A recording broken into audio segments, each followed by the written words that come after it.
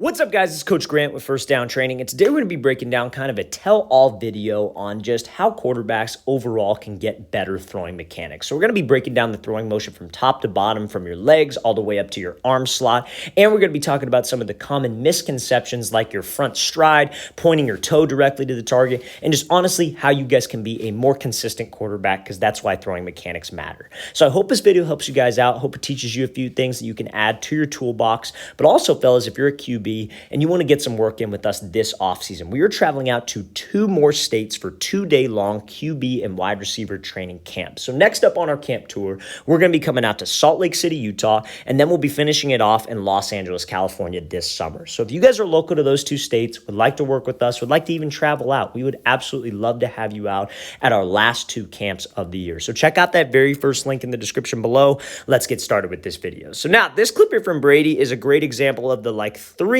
keys to throwing sequence. So when you guys have a throwing motion, right? It really comes down to 3 things. A lot of quarterback coaches teach that, all their clients, they all have to throw the exact same. They all have to have this twitchy motion. They all have to take the ball back super fast. That's not the case, fellas.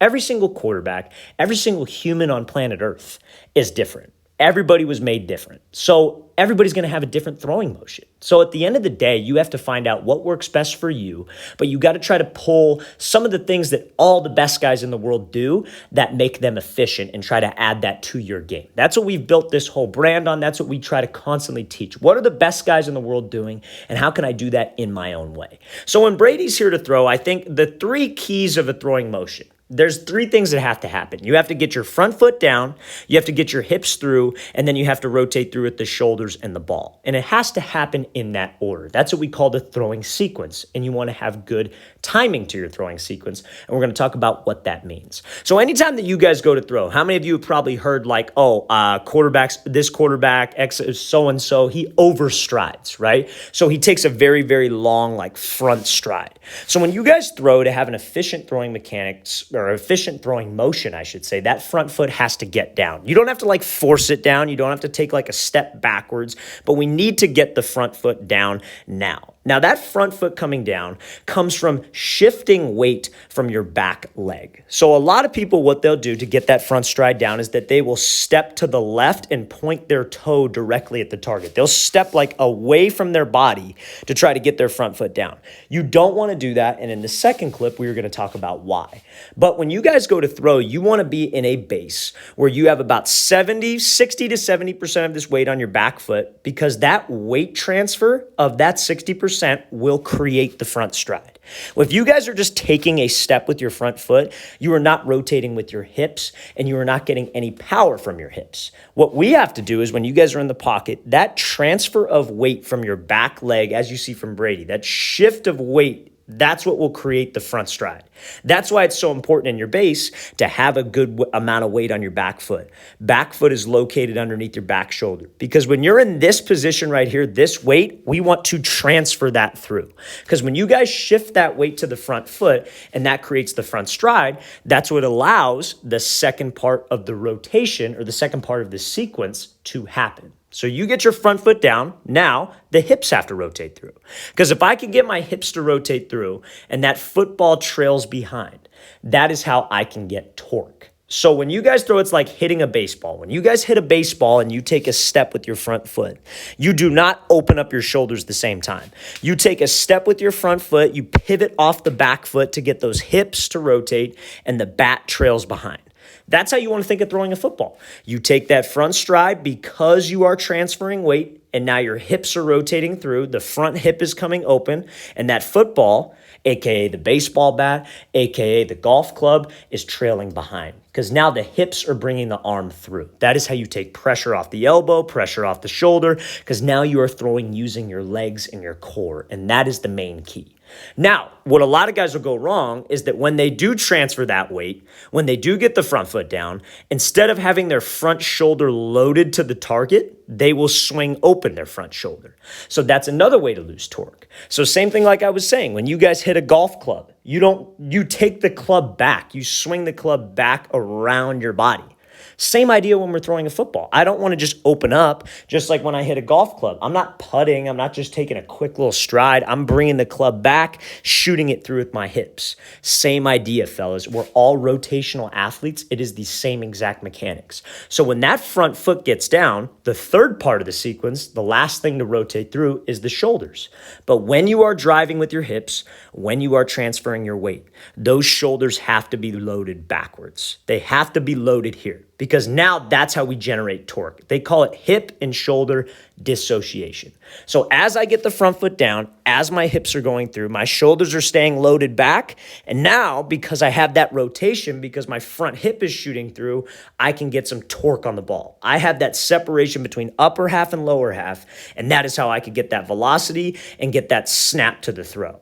That is textbook here from Brady, and that is exactly where we want to finish. Now, there are a couple other things that tie into this, and we're going to be talking about that in the last clip with Justin Fields. But now, next thing I want to add, I'm going to play this clip full speed because this is an absolute rope from Tom Brady, is that when you guys drive and transfer your weight, like we were talking about earlier, you don't need to open up your toe to the target.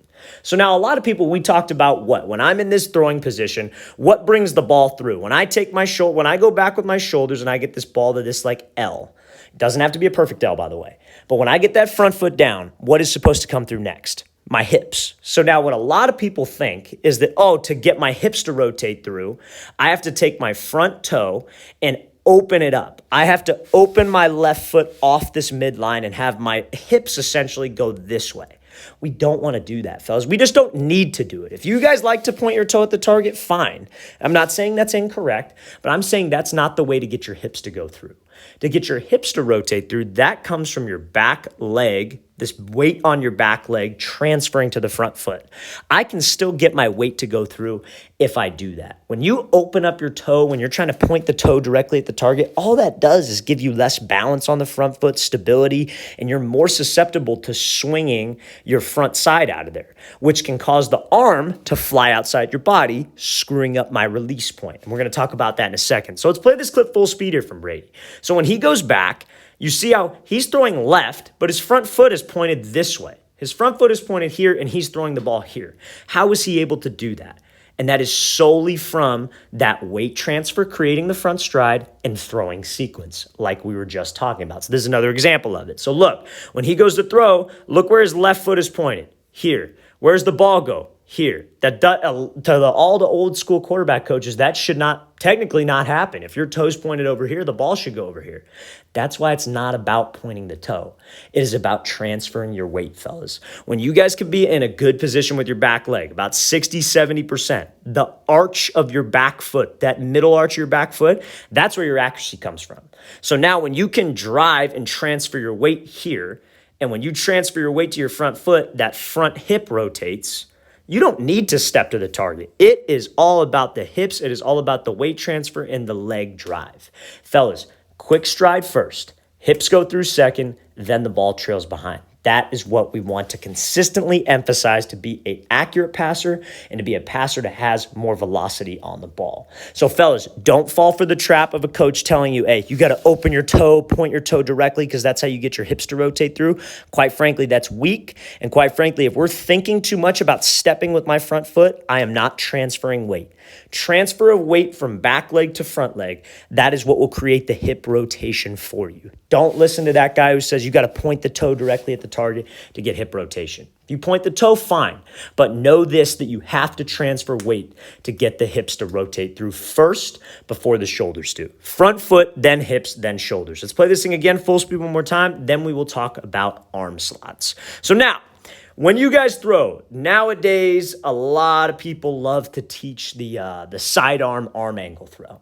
And I'm not against it. I'm not anti-arm angle. I'm not anti-throwing sidearm. I don't want anybody to think that because there are situations when you have to do it. But that's the thing. There's a situation for it. It is not something that you want to try to do every time.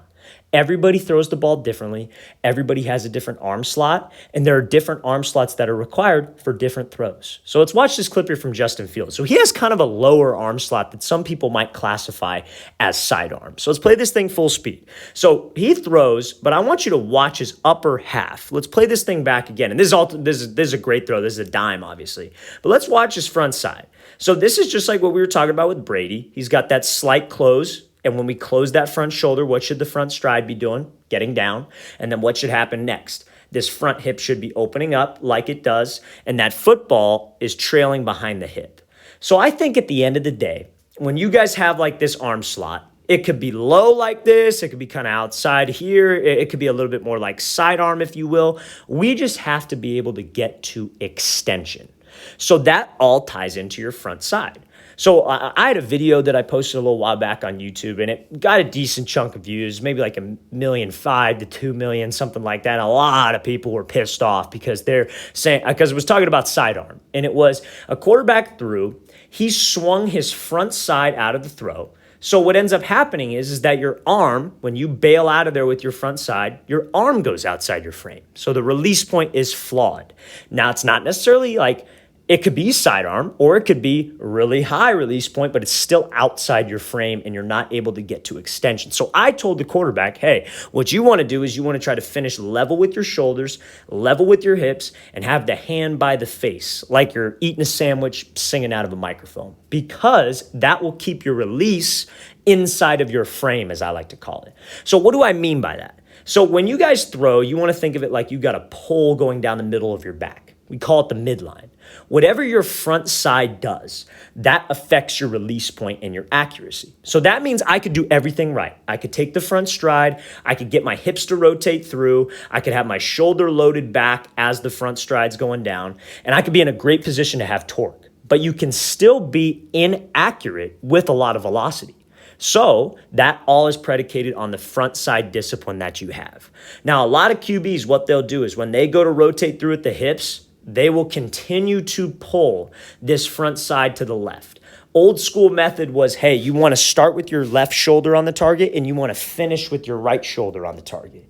But when you swing your left shoulder open, what do you think that does to your release point? Because you got that midline down the middle of your body. When you swing to the left, what do you think your release does? It goes right. And you're going to end up going around with your release. That arm, instead of being here and you being able to extend and flick the wrist like Fields does, it's going to become an around. You're not going to be able to extend, and that's when guys will throw and their palm is facing up. That ball is like kind of has that like left to right spin on it. It's not a tight spiral, and that is solely because of the front side.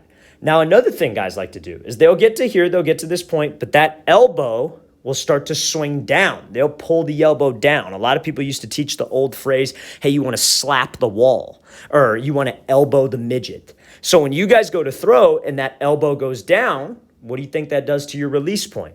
The release point goes up. So when your release point goes up, you can't get to extension and you end up coming down on the ball like a pitcher. And that's when guys will miss high. That's when guys will miss low because their release point is coming down, not extending in front of their face like you see from Fields. So he naturally has probably a little bit wider of an arm slot.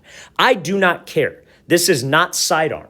Because he kept his shoulders level, because he kept his hand by his face, he is able to get to extension. That front side swinging down, swinging open is what prevents you from getting to extension, and you can't finish. You can't snap the wrist. You won't be accurate because the release point is outside of your frame.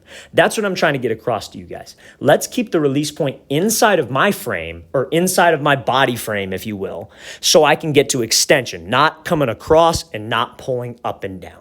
Now, you see his arm slot right here. Now let's look at the last clip from Tom Brady. Look at his arm slot. A little bit higher, right? So it doesn't matter where your arm slot is. It's just got to be inside of your frame. Now, fellas, if you guys are leaning left, it's going to go wide. If you guys are pulling the elbow down, it's going to go high. Either way, it's outside of your frame and your release point is flawed. Some people would classify it as sidearm. I classify it as sidearm when your release goes outside your frame. I classify it as a too high of a release point when your elbow swings down. But if you keep it inside your frame, your arm slot can be low, it can be high, it can be right perfect in the middle at 90 degrees. As long as you can get to extension and snap that wrist, that is where the accuracy ties into play. So let's watch the thing again one more time from Justin Fields. Great job staying square. Great job getting to extension, and you see the result on the ball. Tight spiral, nice, accurate spot. That is the key, fellas. All right, you guys, I hope this video helped you guys out. I hope it taught you a few things. Honestly, a lot of this stuff is repetitive for guys who have been on this channel, but that's what the quarterback position is when it comes to throwing mechanics. So again, hope this video helped you out. If you have any questions, don't hesitate to leave those in the comments section below. Always appreciate the feedback, you guys. And again, if you'd like to get some work in with us, we have 2 more off-season camps we are going to be hosting in Salt Lake City, Utah, and Los Angeles, California. So check out that very first link below if you want some more information on that. I'll see you guys next time.